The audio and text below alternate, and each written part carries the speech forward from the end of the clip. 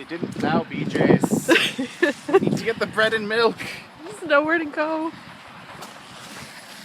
I like the carts that are just stuck there. Yeah.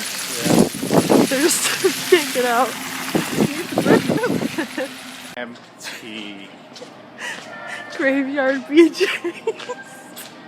What would you do if the deli was closed? There's no bread. There's just nothing.